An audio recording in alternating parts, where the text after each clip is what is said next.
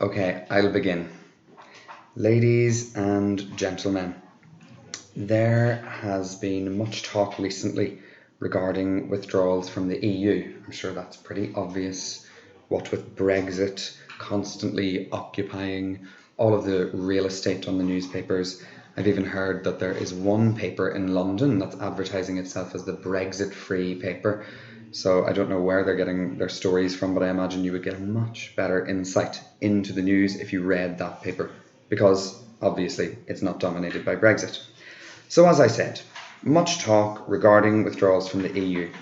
I recently saw a map that had all of the different names of the countries, but it was like Brexit. For example, you had Brexit for Britain. For Ireland, you had Irexit. For Sweden, you had Sweparture, like departure. And for Portugal, I think you had Abortugal. So, a subject, however, that is often avoided in the EU media is that of internal enlargement. You may be asking, what do I mean by internal enlargement? And what I mean is two things. Internal enlargement entails, firstly, a secession from a member state.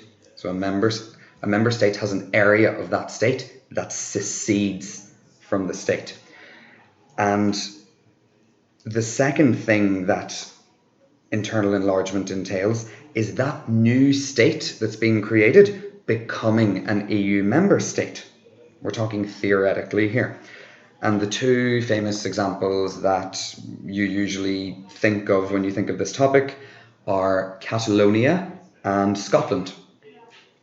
I'll deal with Catalonia first. So currently Spain is under the spotlight because of the high profile court case that has been brought against the 12 Catalan leaders involving a so-called illegal referendum.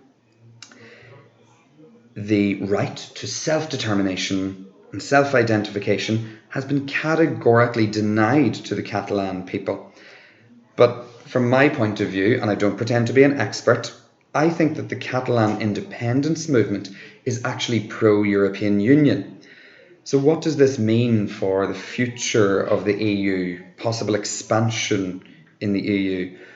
Well, firstly, if Catalonia were to secede, it is possible that it could become a third state.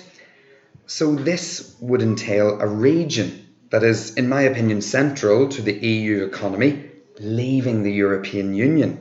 It would be a bit like the problem of the backstop between the backstop and the border between the north of Ireland and the Republic of Ireland. It creates complications with trade, among other things.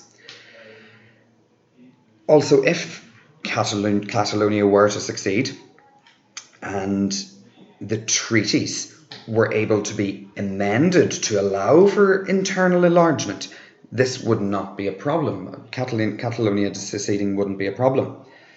So that's it for Catalonia. Now I'm going to move on to Scotland.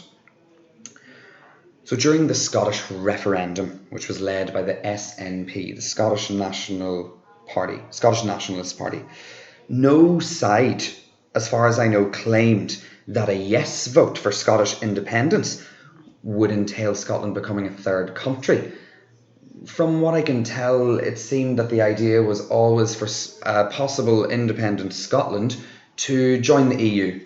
Obviously, we don't know if this would happen. This would be a long process. But that seemed like the idea from my perspective anyway.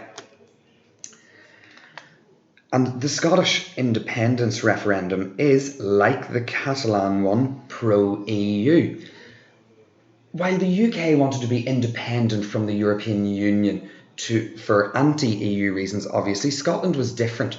Scotland wanted to separate from the UK because they saw the rest of Britain becoming more harsh in their language and their behaviour towards poor people, European people, immigrants, and the list goes on. So Scotland's move for independence was very different than the UK's move for independence. It was very pro-immigrant, pro-EU, pro-European values. So there is a possibility that in the event of an independent Scotland, the EU institutions would recognise this pro-European sentiment. They would warn to an independent Scotland. This could also potentially have positive repercussions, in my opinion, for the Catalan independence movement. It would make it easier for them to secede from Spain and subsequently join the European Union. So, I know this is a short speech, but to come to my conclusion, if pro-European Union politicians want to ensure that the citizens of Catalonia were to remain EU citizens, they need to accommodate the possibility for internal enlargement in the treaties. If we go back to the 80s and 90s, I'm sorry, I'm terrible at history and dates, but we're going back to fall of the Berlin Wall here.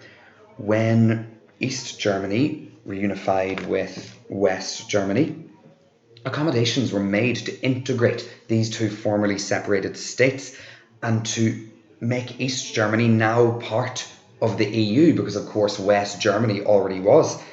I don't think it was a smooth process. I would say a lot of businesses that were perfectly viable got liquidated. People lost their right to affordable accommodation and the right to a job, which were some of the positives of East Germany. But having said that, I don't think there's anyone who today would want to go back to a time when Germany was divided. So surely a similar thing as to what was done in a divided Germany could be done in the instance of an independent Scotland or an independent Catalonia, to ensure that EU citizens will always remain EU citizens. Thank you.